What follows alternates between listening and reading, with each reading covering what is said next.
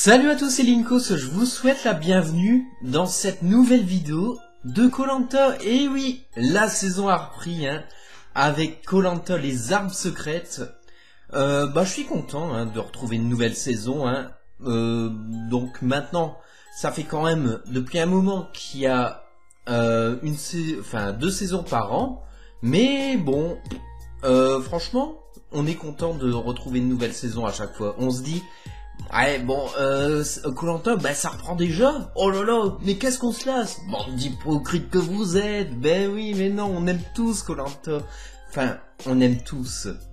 Si vous ne regardez pas cette vidéo, sûrement vous aimez pas koh Lanta. Mais si vous êtes sur cette vidéo, forcément koh Lanta ça vous intéresse. Et vous êtes content, comme moi, de retrouver koh Lanta. Donc voilà, alors...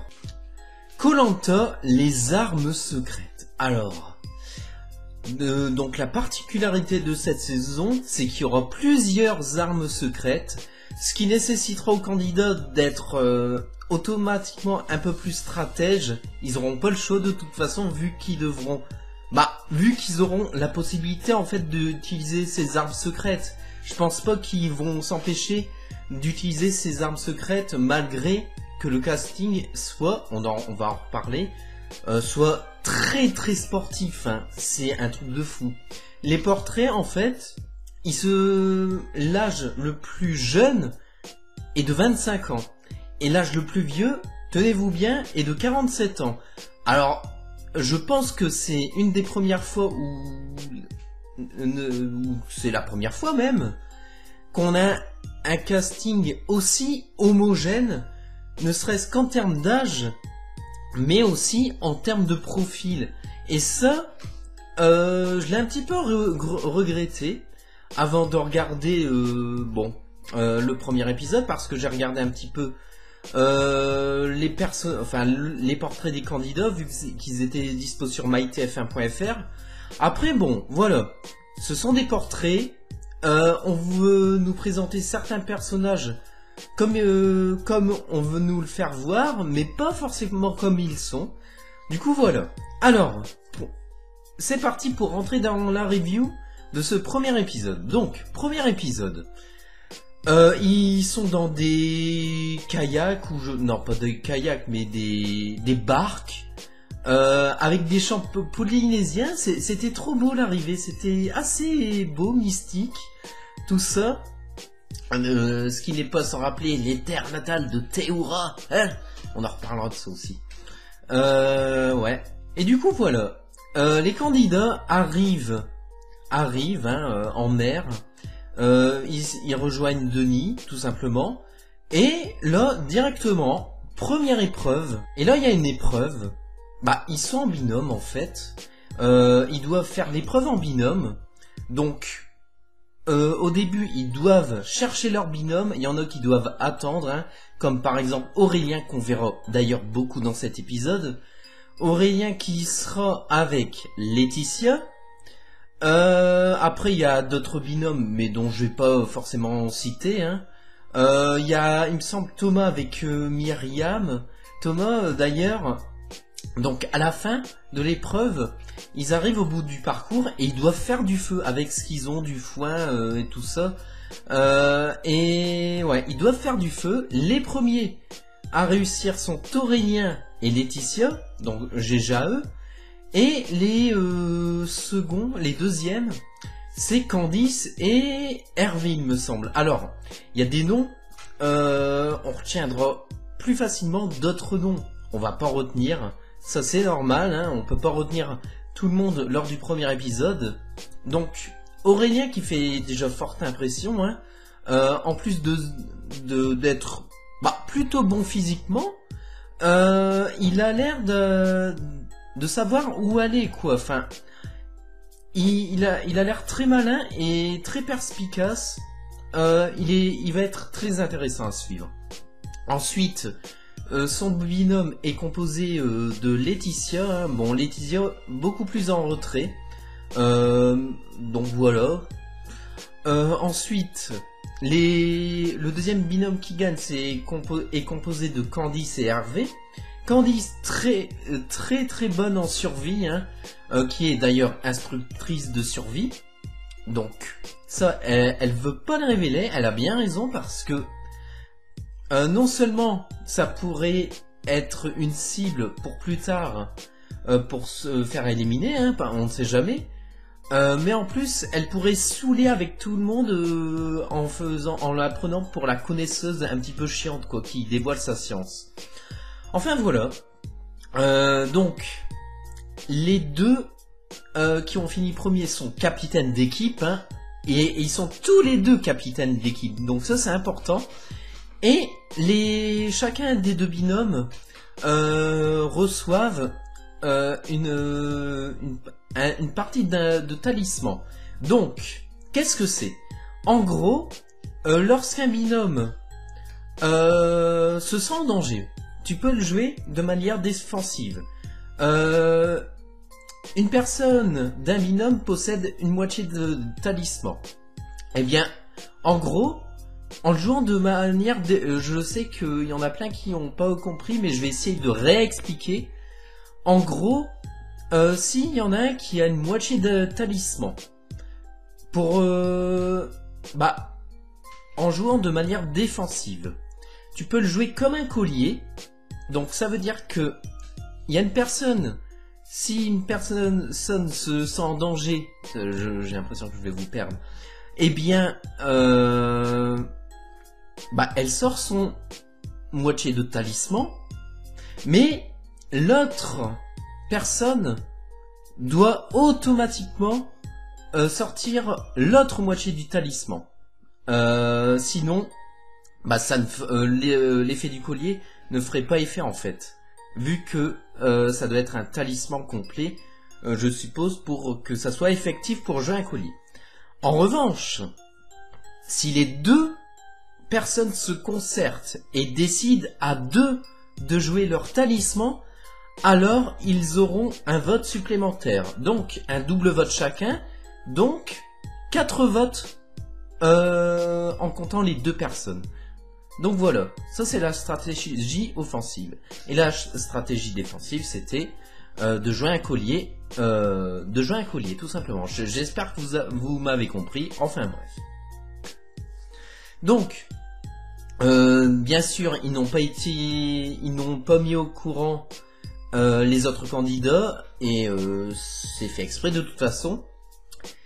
Et là, il y a la composition d'équipe, hein. Bon, Marie est choisie la première, il y a son portrait élogieux. Voilà, c'est la jolie fille de la saison, j'ai envie de dire. Bon, les équipes se font, et chacun vont dans leur camp, sur leur île, tout simplement. Donc, sur l'île des jaunes. Alors là, je fais de manière... j'ai pas pris de notes. Je vous parle tout simplement en termes de souvenirs, parce que je trouve ça plus naturel. Comme ça me permet de cibler vraiment ce que j'ai retenu durant l'épisode. Donc, sur l'île jaune. Donc là, Aurélien, il essaie de s'imposer. Mais pas trop en faire non plus. Parce que il sait que s'il se met trop en avant... il a peur d'être la cible d'être la cible tout simplement. Alors, ce qu'il fait en fait, c'est que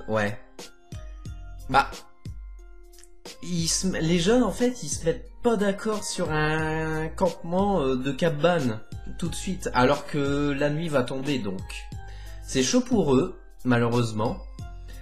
Et bon, Thomas, celui, le filou là, comme on l'appelle, comme il est défini dans son portrait, je l'aime bien lui. Il dit à Aurélien, ça serait bien que tu prennes ton rôle, que tu donnes des directives quand même. Mais Aurélien, il m'a l'air malin quand même. Il m'a l'air malin. Il est dans la finesse. Il joue son rôle, mais il fait attention à peser le pour et le contre. Il montre certaines choses aux autres, hein, de par ses connaissances, que ce soit pour construire une cabane ou même pour savoir quand l'heure, enfin quand le soleil va se coucher, il reste combien de temps avec ces doigts là. Bon, j'ai pas trop compris, mais c'est pas grave, tant mieux pour lui. Alors ça saoule un peu Sylviane, hein. Ça saoule un petit peu Sylviane, j'ai envie de dire. Donc c'est la maître nageuse. Enfin non, c'est où elle surveille ou je ne sais pas. Enfin bref, ça saoule Sylviane. Donc alors ok, tu dis qu'il dévoile toute sa science mais qui fait rien. Mais toi, propose quelque chose Sylviane aussi. Enfin bref, voilà. Sinon bon, j'ai pas trop remarqué de personnalité. Ah, après il y a Mathieu. Ouais, c'est vrai que lui, il a été pris en dernier. Donc, à cause de sa personnalité un petit peu clivante, un petit peu borderline, même si bon, en vrai, il s'est vraiment canalisé, a été assez gentil, parce que lui, il se met très facilement en colère.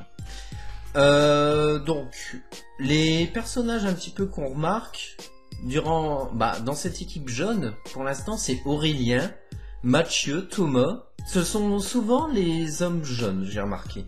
Après, je ne sais même plus qui y a dans l'équipe jaune. Enfin, c'est le premier épisode de toute façon. Après, ouais, j'aurais dû prendre quand même un tableau des candidats pour regarder, mais bon, c'est pas grave.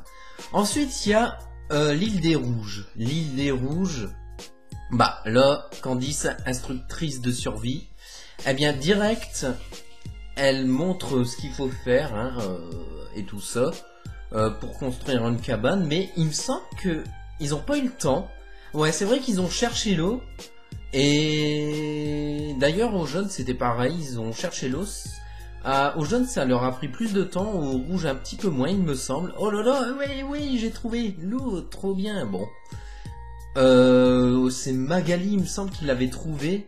Coach sportive, il y a beaucoup de coachs sportifs aussi, enfin, c'est une saison qu'avec des sportifs, mais bon, j'aime beaucoup les filles rouges, alors, je vais vous dire un truc tout de suite, c'est que j'aime beaucoup les hommes jaunes, style Mathieu, Aurélien, Thomas, et j'aime beaucoup les filles rouges, style Candice, Laure, et un peu Marie, mais bon, vu que, enfin, Marie en fait, on la voit comme la jolie fille, mais elle est définie sportive. Elle sait ce qu'elle veut, elle est déterminée et tout ça. Je pense qu'elle peut aller loin aussi, hein. Franchement, c'est une sportive. Elle peut aller très loin aussi. Et d'ailleurs, j'ai remarqué un petit truc qui peut-être annonciateur de la suite. En fait, vu qu'ils ont pas fini de construire leur cabane chez les Rouges, eh bien, ça fait que les hommes, ils ont dormi 2 nuits de suite ensemble, et les femmes, 2 nuits de suite ensemble. Ce qui pourrait peut-être créer des tensions pour la suite, encore que à voir, parce que au 3e jour, en fait, ils ont eu plus le temps de construire, de faire des choses, quoi, de se détendre et tout ça, vu que, spoiler alerte, ils ont gagné l'immunité qui s'est déroulée le 2e jour, oui, on va y revenir, mais bon, là je m'égare un petit peu, mais il faut que je vous précise aussi. Ouais. Donc, ouais, j'aime bien beaucoup les filles rouges, du coup. Avec Laure, Laure la campagnarde, mais qui s'occupe de ses vaches. Alors, ouais, j'ai un accent comme ça. Hein. Mais j'aime bien son accent naturel. C'est ça qui est top chez Laure. Elle a l'air très naturelle. Et enfin Candice, qui fait une très bonne impression. Ah, et j'ai aussi oublié de préciser, il y a Maxine qui s'est dévoilée lors de l'épreuve d'immunité. Alors, écoutez, là, on va y venir. Hein. Donc, le lendemain, épreuve d'immunité, le 2e jour donc. Donc, l'épreuve en fait, c'est de passer de poutre en poutre, et entre ces poutres, il y a des plateformes dans laquelle tous les candidats doivent être réunis pour accéder à la poutre et à la plateforme suivante.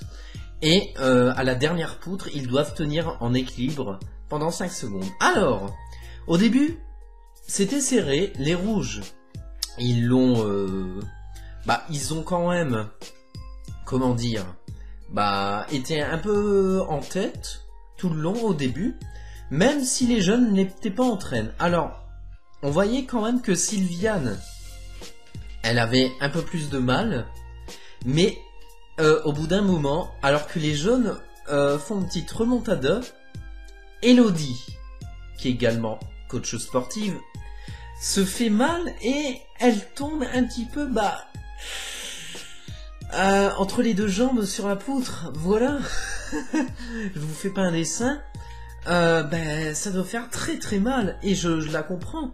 Donc l'épreuve est arrêtée, elle est évacuée sur le champ et l'épreuve reprend tout simplement avec, du coup, pour respecter la parité, une fille en moins. En l'occurrence, c'est Magali des Rouges, qui d'ailleurs, elle avait un peu de mal sur les poutres, donc c'est un bon choix. C'est un bon choix qu'elle s'est désignée, sans hésiter en plus. Donc, écoutez, reconnaître parfois ses faiblesses pour permettre à son équipe de gagner, c'est une bonne chose. Donc,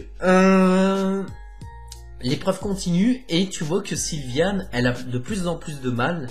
Et arrivée à l'avant-dernière plateforme ou à la dernière plateforme, eh bien, Sylviane, elle n'arrive plus à passer la poutre. Alors, elle est accablée à cause de son mal de dos, ce qui prend le dessus malheureusement. Et il y aura une conséquence là-dessus. Du coup, sans trop de surprise, les rouges gagnent, oui. Mathieu le prend très très mal, parce que tout simplement, il y a une candidate d'évacuer, mais tu ne vas pas empêcher les rouges de savourer leur victoire. Et puis bon, c'est pas tant que ça à cause d'Elodie qu'ils ont perdu. Mais ouais, mais non, parce que bon, il y avait une parité respectée, ils étaient à 9 également. C'est surtout à cause de Sylviane, et là, on n'y peut vraiment rien. C'est comme ça, donc. Retour à leur camp. Retour chez les rouges. Bon, là, on en apprend un peu plus, notamment sur Arnaud. On voit son portrait. Il est décrit comme un viking, mais carrément par ses autres compagnons. On a même eu lui un flashback, un mini flashback quand il est arrivé sur l'île. On l'aurait pris pour un viking de par son allure. Et en fait, il est tout sage, il est tout, il a l'air vraiment intéressant et attachant. Surtout attachant quand il s'appelle Arnaud. Franchement, j'ai hâte d'en voir plus sur lui. Il voulait capturer chasser des rats à la machette, avoir des crabes à la main, hein, limite, hein, et même des murènes et tout ça. Bon. Ah oui, il a pas peur, hein. Ah là là. Mais il m'a bien fait rire. Après, on en apprend encore un petit peu plus concernant Candice, hein, comment construire une cabane et tout ça. Après, je vous avoue que les autres candidats, je les ai pas trop retenus, hein. Hervé, bon, lui, il a l'air gentil, voilà. Il y a aussi le restaurateur, Frédéric. Je crois que lui, il a une voix au conseil contre lui. Parce qu'il avait perdu la première épreuve, de même que Shanice, et de même que Mathieu, il me semble. Je suis pas sûr, mais il me semble. Les deux derniers que j'ai cités font partie de l'équipe des jeunes. Donc là, on va laisser de côté l'équipe des rouges. Et d'ailleurs, l'équipe des rouges, ils ont réussi à faire le feu. Et oui. Donc plutôt pas mal pour un... C'était lors du deuxième ou du troisième jour? Peu importe. Non, c'est lors du deuxième jour, il me semble. Oui, juste avant de partir à l'épreuve d'immunité. Donc belle performance, hein. grâce au conseil de Candice, encore une fois. Ensuite les jaunes, eh ben là... Ah ouais, mais c'est vrai, juste après l'épreuve d'immunité, là, Denis Brognard, il dévoile vraiment la nouveauté de la saison. Il s'agit des armes secrètes, tout simplement. Des armes secrètes ont été cachées, et ainsi que des colliers d'immunité. Alors d'ailleurs, je vais pas vous réexpliquer les armes secrètes, hein. On le fera au fur et à mesure. Je vous ai déjà expliqué le talisman. Après, vous avez le kit Houdou, le bracelet noir, ou le détournement de vote, ou encore l'ambassadeur secret, mais ça, on y viendra plus tard, quoi. On fera un focus plus tard, parce que ouais, je pense que je ferai d'autres reviews, si je suis motivé. Donc, l'équipe des jeunes. Alors, là, les garçons se concertent sur le cas de... sur qui éliminer, en gros. Et oui. Donc, on a un regroupement de Mathieu, d'Aurélien, de Thomas et de Flavio, il me semble. De Flavio, on l'a d'ailleurs on l'a entendu qu'au conseil, mais bon, c'est normal, il y a des personnes, voilà, ils sont forcément moins mis en avant que ceux qui sont mis en avant, forcément, c'est normal. Donc, ils commencent à parler stratégie. Ils ont peur que Sylviane ait un collier, du coup, ça fait qu'ils veulent, il me semble, si j'ai bien compris, hein, mais ils mettent quand même une majorité sur Sylviane, du coup, comme on l'a vu au conseil. Elodie, elle s'est sentie en danger parce que... le truc, c'est que... elle s'est fait mal et elle servait pas à grand chose. Mais bon, elle s'en est voulu. Et puis, lors de la première épreuve, elle n'était pas franchement excellente, parce qu'il me semble qu'elle aussi, elle a une vote au conseil. Ouais, c'est ça. Du coup, arrive le conseil. Écoutez, on va aller directement au conseil. Je sais que j'ai oublié quand même pas mal de choses, il me semble. Mathieu, qui a été remonté dans l'estime des autres candidats, qui a fait ses preuves, qui a pris ses marques dans son équipe, malgré son coup de sang après l'épreuve d'immunité. Bon, à voir ce que ça donnera par la suite et à voir comment il se comportera. Et bon, finalement, c'est Sylviane qui part sans trop de suspense. C'était un petit peu serré avec Elodie, mais c'est Sylviane qui part sous la majorité. Elle s'en doutait. Elle a fait une prestation très médiocre sur l'épreuve d'immunité. Et donc voilà, ça pardonne pas, hein. Et souvent, première éliminée, j'ai remarqué, c'est souvent une femme plutôt âgée, un petit peu autoritaire, qui est pas forte dans les épreuves. C'est souvent ce type de femme qui parle. Mais c'est comme ça. Bon, écoutez, tant pis pour elle. Bon, ça sera pas une grande perte, même si elle était un petit peu divertissante tout de même, je trouve. Écoutez, je pense qu'on va s'arrêter là. J'espère un peu que cette review de Koh-Lanta, les armes secrètes, vous aura plu. N'hésitez pas à me faire part de votre avis, de vos coups de cœur d'ailleurs, dans les commentaires, de ce que vous avez pensé de l'épisode, de ce que vous pensez des armes secrètes, de ce que ça peut apporter, tout simplement. Et nous, on se retrouvera pour de prochaines vidéos, peut-être pour la review de l'épisode 2. Allez, c'était Linkos, bye tout le monde.